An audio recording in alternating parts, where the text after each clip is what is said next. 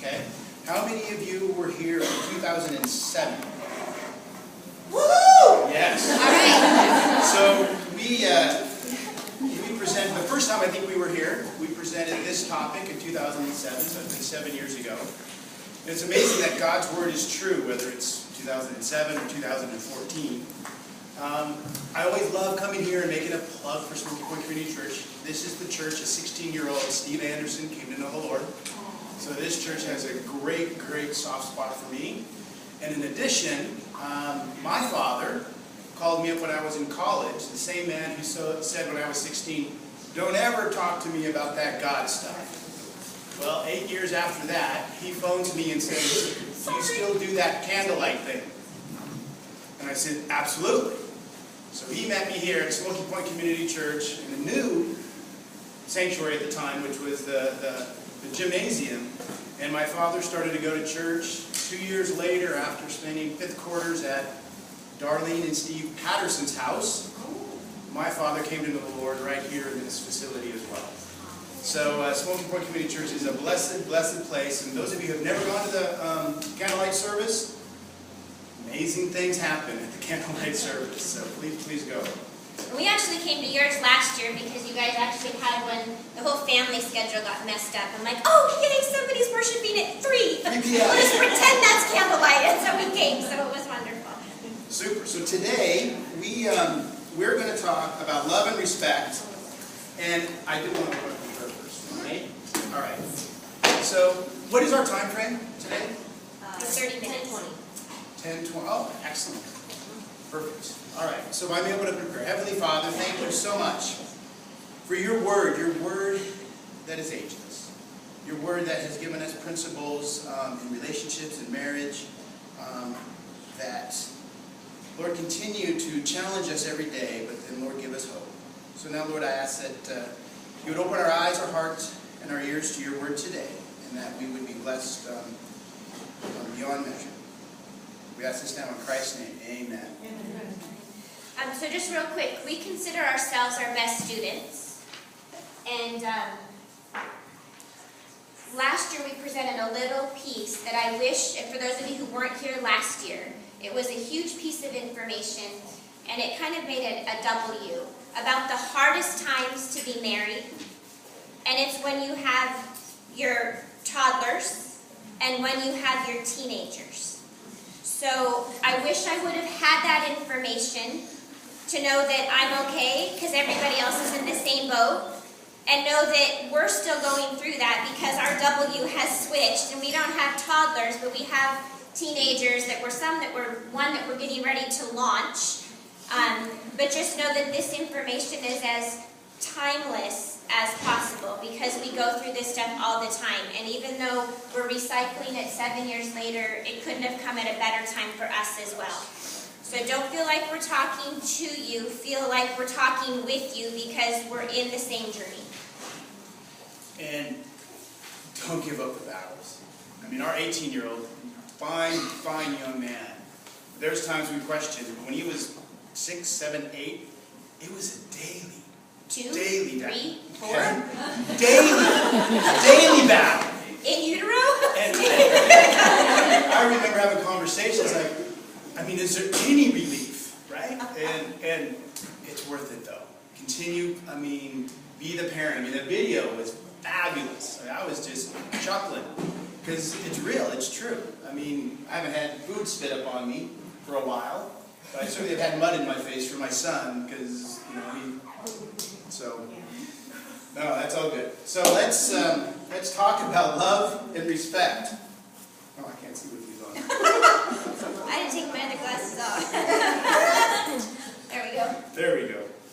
So today we have kind of 3 topics. We want to talk about seeing through blue glasses and seeing through pink glasses.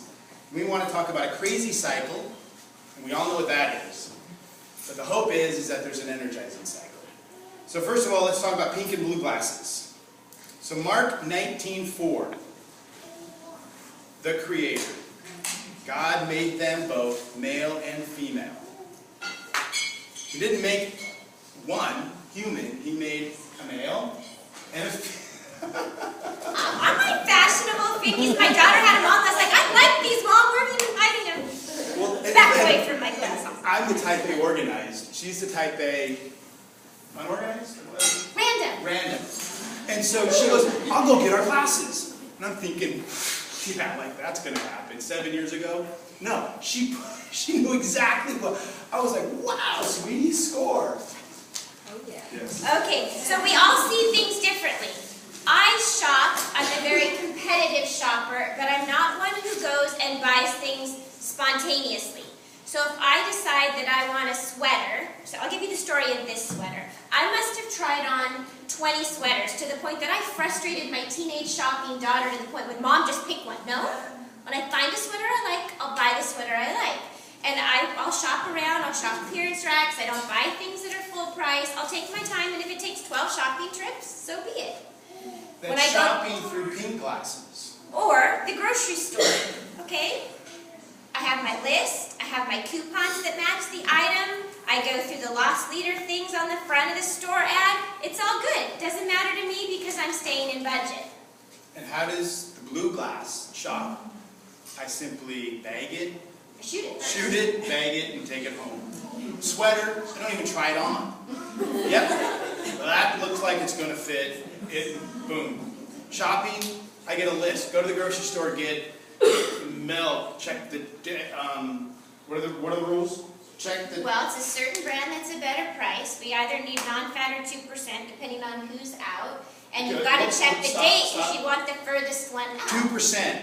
That's all that registers in these glasses. So I get to the store, I grab the 2%, I come home, it expires in 2 days, and she's like, why didn't you get the other brand versus the $4? I got the 2%. That's life through blue glasses, yes? That's how we are different. Yep. Absolutely. Okay, then we take driving. I drive. It was funny. I had my brakes redone, and when I went to pick the car up, he goes, now make sure that you go really easy on them, you know, for the first 100 miles or so. I'm like, have you ever driven with me? And he's like, no. And my son happened to be there. She drives like a grandma. It won't be a problem. I'm just very calculated, lots of space between whoever's in front of me. Right. My glasses see 20 feet between us, me and the car in the front. Her glasses see 2 inches. Correct? On the way here, I'm thinking to myself, but I didn't say aloud. I know. I can see the detail on that Dodge Ram logo right in front of it without my glasses. And whenever she starts reading bumper stickers, I know I'm too close. And just 22 years, I think I figured that one out, so I back off. So when we have our glasses on, we're focusing on what's important to us. We have to remember at times to take those glasses and to try to look through things through our spouse's glasses, which are very different from ours. God made us differently. We're not Your husband is never going to wear these glasses, right? So ladies, that's never going to happen. No, I might wear these. But when I have my glasses on and I take them off from time to time, I can see things through her perspective. And so that's the challenge for us. All right, so I think we have, is this my? I hope so. Excellent. All right, so now we're going to do a little bit of reading. Because, Story time. Yes, story time. You're stepping on my air hose. She needs love, just as she needs air to breathe. Picture, if you would, the wife having an air hose that goes to her love tank. When her husband bounds in and starts prancing around like a 10-point buck, looking for some place to graze his antlers, he steps on her hose. She yells, "Get off my air hose, I can't breathe." Simply put, when her deepest need is being stepped on, you can expect her to react negatively. Likewise, suppose the wife, a loving doe, starts to trample on his air hose with her sharp little hooves.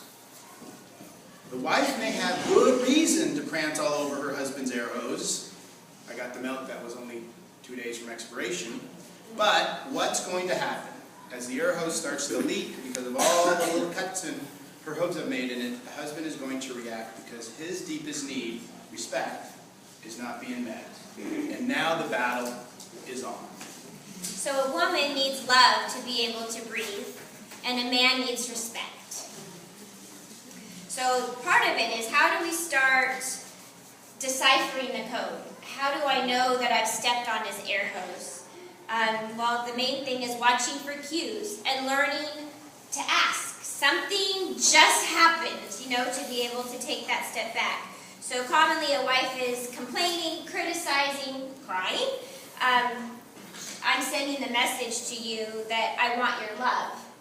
But when you're speaking harshly to me, you're sending me the message, I want your respect.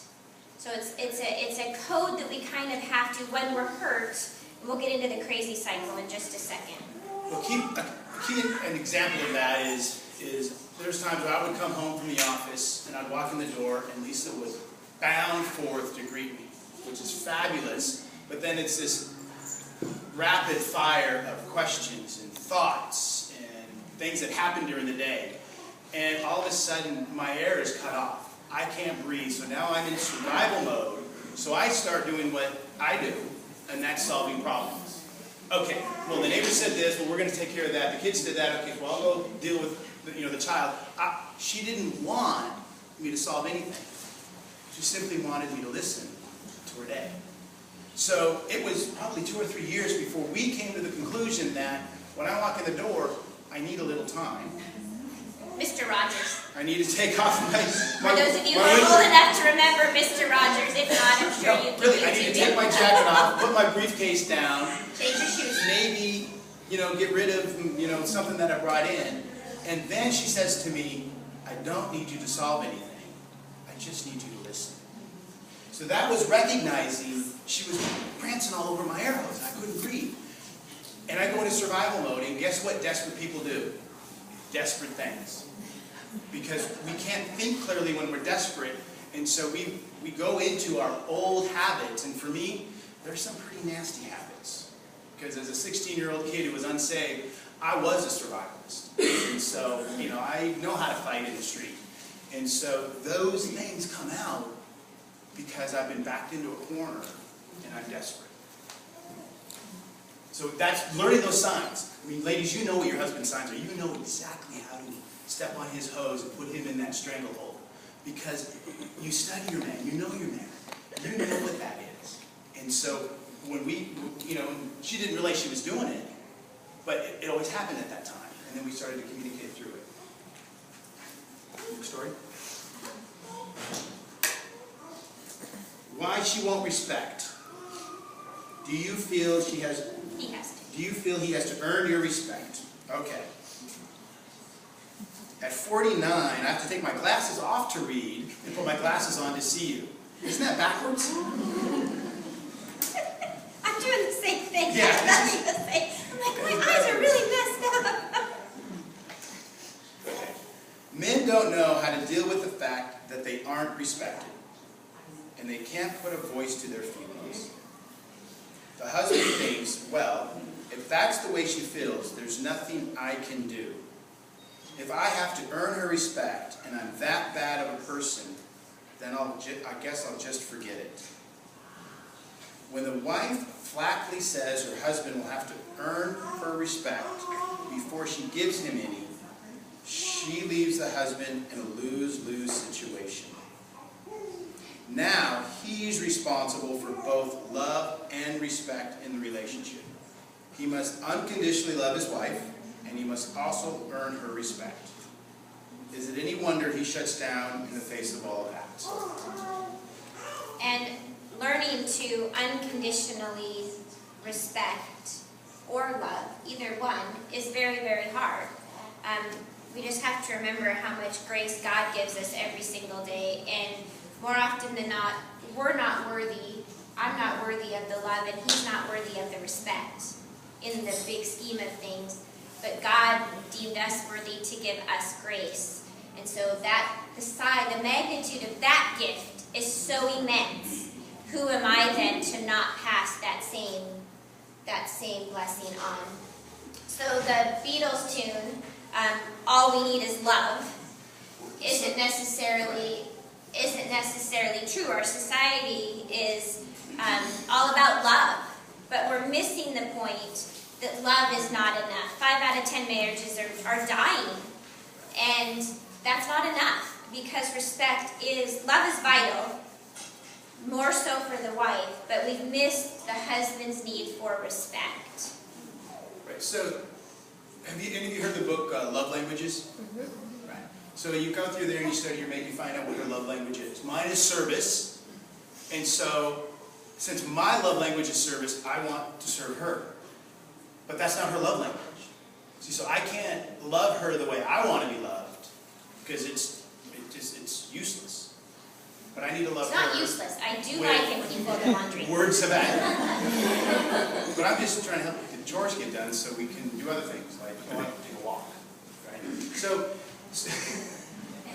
So loving her is with gifts or words of affirmation. It's understanding who you are. So in this analogy, love is the greatest. Love, joy, peace. Love is the greatest. Where's respect in all of that?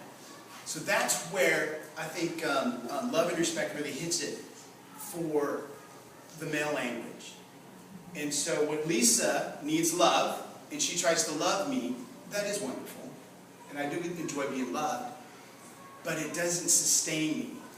For me, love is the dessert, but the entree is the respect. And if your husbands are similar to me, is I can go to the office and I can get beat up all day long. I mean, I can take it on the chin. I can get ridiculed. I can be the fall guy for the boss because someone's got to take the blame, and he's certainly not going to do it. That doesn't faze me at all, because at work I'm a soldier.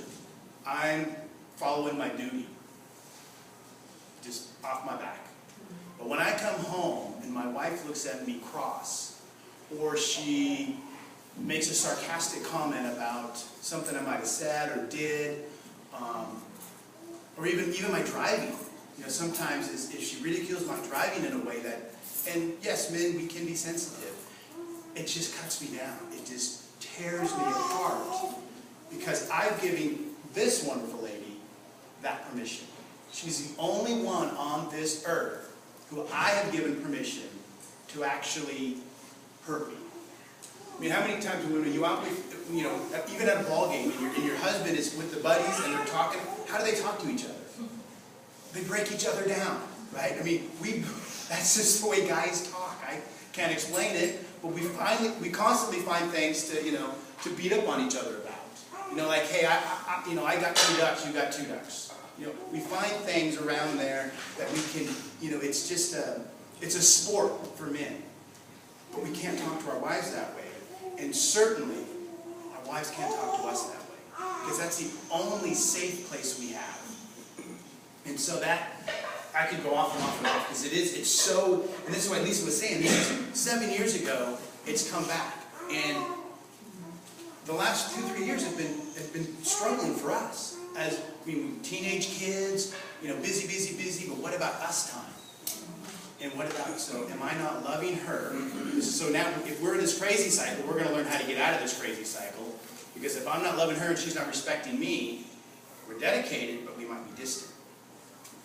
And if you're not moving towards oneness, then you're moving towards isolation.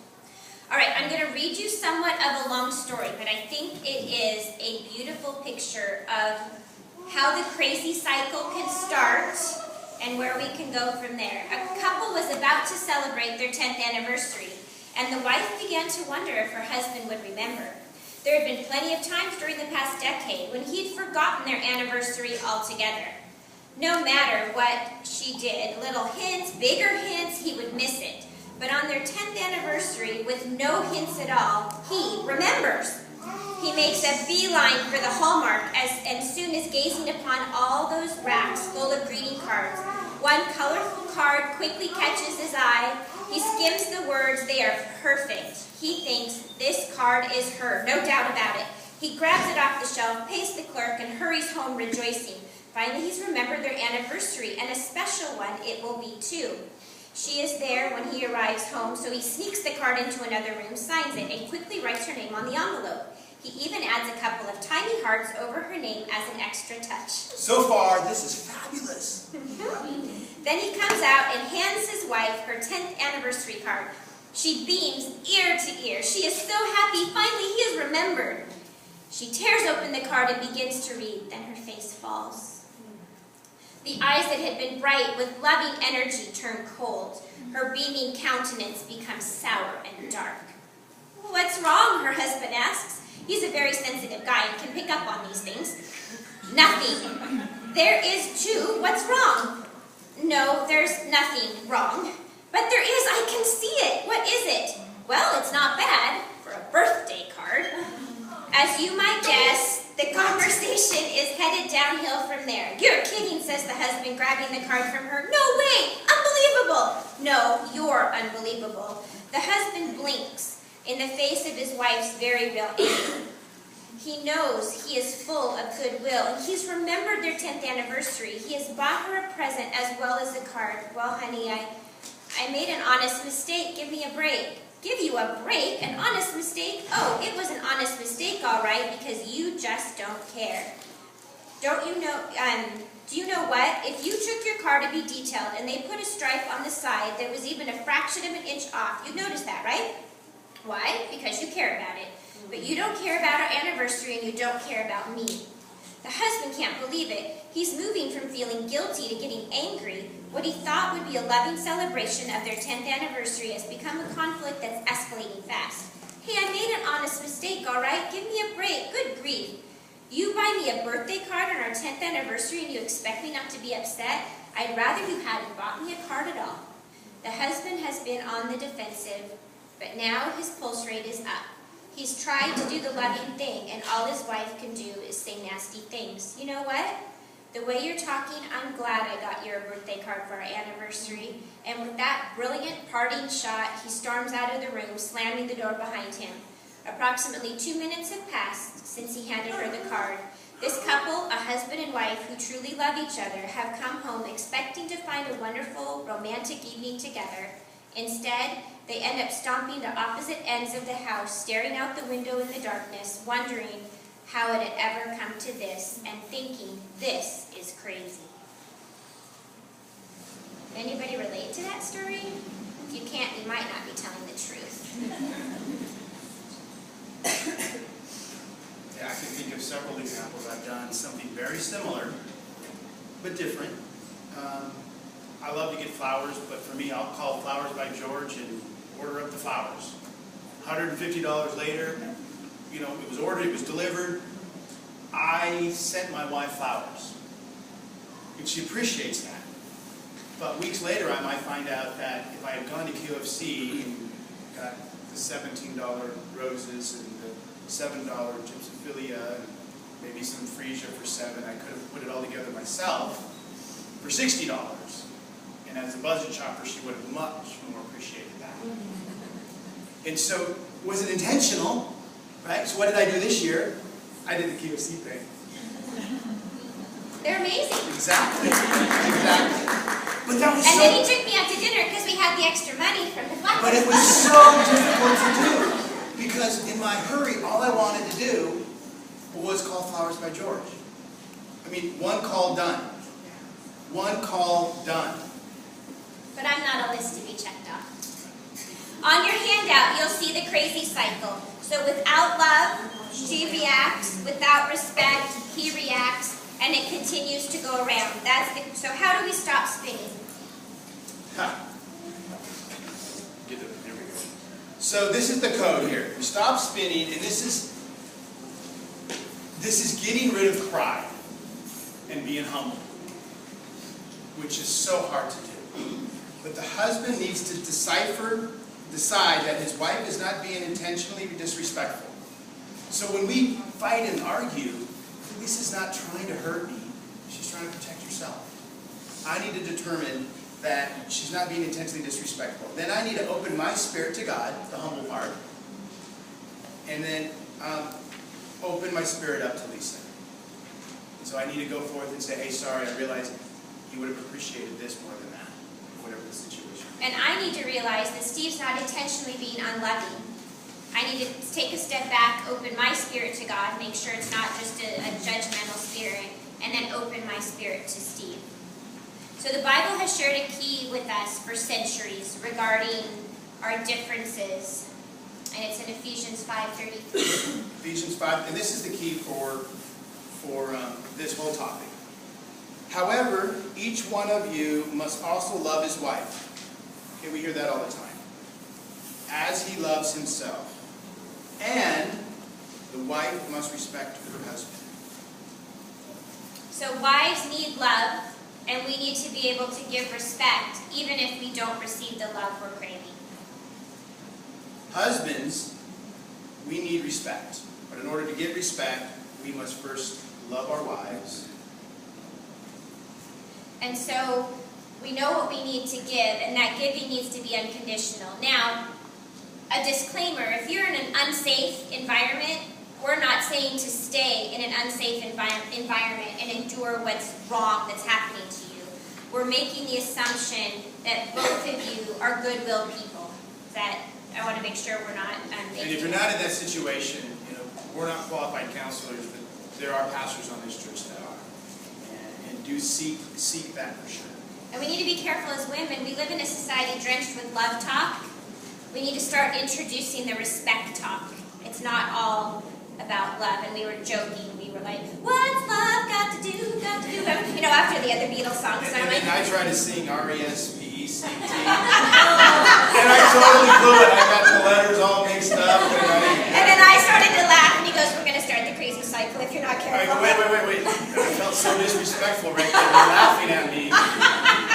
Because I'm tone deaf. I can't carry a tune. And whoever sings. Aretha Franklin. I'm a low baritone, yes, so.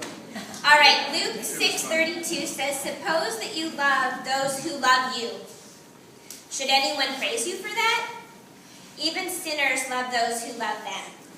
So most of the time, I'm not worthy of Steve's love, and he's not necessarily worthy of my respect. But you know what? I'm going to give him respect, and he's going to do his best to give me love, even though we're not worthy. And God calls us to that, especially because we're not worthy. So I'm going to kind of fire hose at you now. So how can we respect our husbands? Oh, look. R-E-S-P-E-C-T. Okay, Proverbs 14:1 says, a wise woman builds her house, but a foolish woman tears hers down. And Proverbs 31, when a wife is clothed with dignity, she carries herself honorably and comes across respectfully. So R, we've got a little acronym for you here. Realize that your husband is a gift from God to you. It's really easy when you're parenting, especially toddlers. You're not his mom, and you're not his Holy Spirit. And I know you've been all day long, stop that, don't touch that, you've had enough, give that to your, and then your husband walks in the door and I'm like, stop that, hang up your coat, whatever it is, because you have been in mama mode all day long. Seriously, turn dial on, off, mom off, wife on. But even just say, honey, I'm sorry, I have been in mama mode all day. Acknowledge it, because he's going to go, oh. He'll see that. Okay, E, examine your heart. For your heart, what your motives are. Do you need to resolve issues of anger and unforgiveness that are totally unrelated to him? Safety and softness in your body language and tone of voice. Are you a safe place? Does your husband long to come home because this is a safe place? It may be totally disorganized and chaotic, I get it. But is it a safe place? Is it a haven for him? Beware of your words too. Is it verbal venom? Here's a really good question. Are you the kind of woman that you would want your son to marry? Some days. Okay, publicly. Right, the safe place. You don't want your husband coming in guns loaded. He's been guns loaded at work all day long. The home has to be safe. If it's not safe, I'm coming in guns loaded. Because I've been fighting battles all day long. So if my home is not safe, it's going to be a battle all night long. And when Steve sometimes on the way home will talk, and he's like, man, I've been lining them up, shooting them down all day. And I'm like, oh, somebody clean up the living room. It's not all on the wife. The husband has to love the wife, for sure. Right, but there's things you can do to make that transition so much easier. There are little things that make a big difference to setting the stage. Okay, here's a big one. Publicly lift him up, and don't criticize him. Beware of what you say to your family, to your mom, to your siblings, to your friends. Are you saying words that if he was standing right behind you, he would be perking up like a peacock, fanning his feathers, going, I didn't even know I did that. And would it be building him up, or would he hear those words? I remember as a small child having somebody tell us in a class that what's come out of your mouth, would you be okay if Jesus was standing right next to you? And that's a really good filter to have, but also the level of, would it be uplifting for your husband to be right there? So E is for encourage. Encourage his strengths. Tell him that you appreciate him and that you respect him. C, carry your concerns to Jesus. Don't tell your friends or your family. If you're in danger, that's a different thing. But be careful. When you tell someone, let me just give, this hasn't happened in our home, but let me just give this an easy example. Let's say I call my mom and I say, you are never going to believe what Steve just did. And it wasn't a positive thing. We reconcile, all is good, but I didn't keep my mom comprised of the update of the situation, so she's still thinking he's the bad guy. We're fine. She's carrying this burden.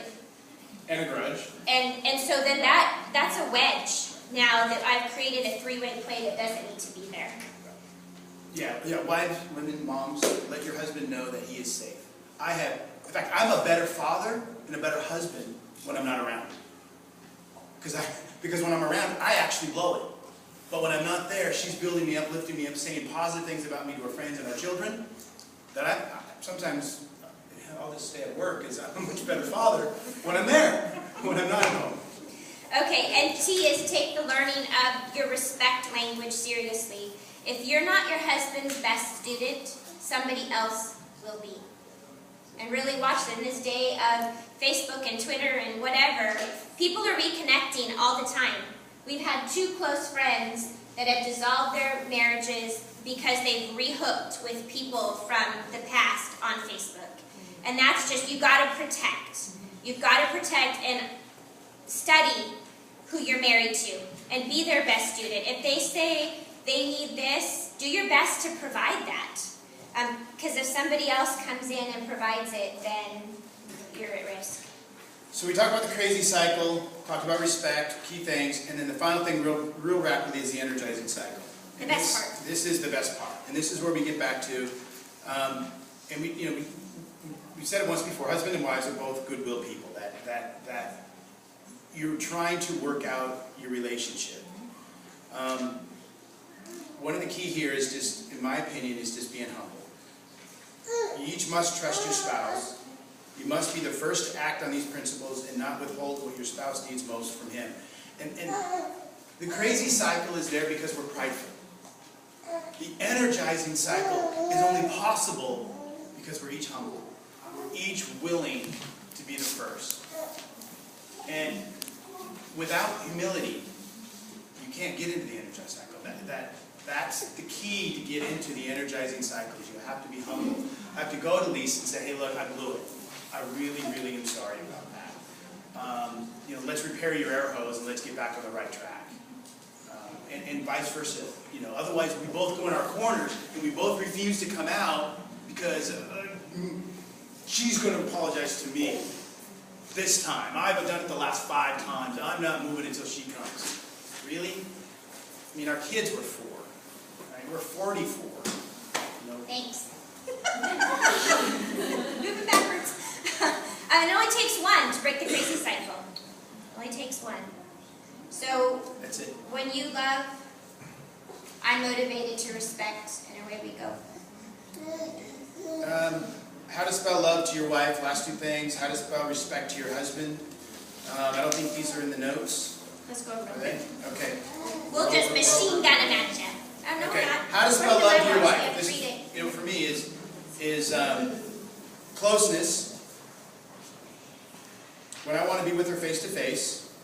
This is how I spell love to my wife. Closeness and openness. Understanding when I empathize with her. Peacemaking when I reconcile with her. And that is so hard for me. And I just got done saying it and preaching it, but I'm the best student right there. That is the biggest thing for me, is just go to her to reconcile. Great things take place when I step forward. Loyalty, when you completely commit to her. And ladies, if you've got a good man, and he's out there working, know that he's being pursued. there's not a lot of good men in this world. I mean, every year, I'm out there in the marketplace, and I've got to be strong every day, because I'm a good man. And women who have been divorced, they know that. And they don't want to be alone. So women, if you have a good man, figure him out. Figure him out and make him want to come home. Esteem. And I honor her. I honor her. And this is, for me, being up here with her, this is, I cherish these times. Thank you for asking us back. Thank you, thank you, thank you. I just love taking the day off, and here we are. So how to say respect. So conquest, appreciating his desire to work and achieve. How often do I email you or text you and just say, I appreciate how you're fighting the battle for us. Thank you for working so hard so I don't have to, so I can raise our children. Over and over and over. Finding a little note in my travel bag after I arrive at the hotel, after a hard day's work. Wow. She loves me. Appreciating his authority. He's willing to work. He's willing to lead. Am I willing to follow and support him in that? Appreciating his insight. He analyzes. He's a great counselor. When we have an issue at home with the kids that it's over me, calling him in saying, we need you. We can't solve this alone. I mean, over and over, I'll say things like, if something happens to you, I'm toast. Because he files everything, and I don't, except for the glasses. Knew where those were, and I can tell you where my crafting scissors are. Okay, just desire to be in relationship with him. That we're going to go through battles side by side. We're not going to battle face to face. We're moving in the same direction. And then we dove really deep into this before, but we're not going to dive into this now, obviously, because we're just closing. But appreciate his desire for sexual intimacy. We don't speak that language. At least a lot of us don't. Their desire is real, and it's often, and it is unsatiable. How's that for just being really, really clear? And so making sure that he's fulfilled in every way so that it's another way to say, I respect you. And I think Ephesians 5:21 is probably just a great way to close up. And it goes back to being humble. Submit to one another out of reverence for Christ. It didn't say wives submit, it didn't say husbands submit. It's submit, male and female, to one another. It's impossible as a human being to submit to my wife if I haven't first submitted to Christ. Let me say that again. It's impossible for me as a human being, as a male, to submit to my wife if I have not first submitted to Jesus Christ. That is the first ingredient. I am only married today, 22 years later, because when I was 16, Smoky Point Community Church, Pastor Papa G. Gower led me to the Lord. That gave me the power to have this marriage today. Thank you, ladies.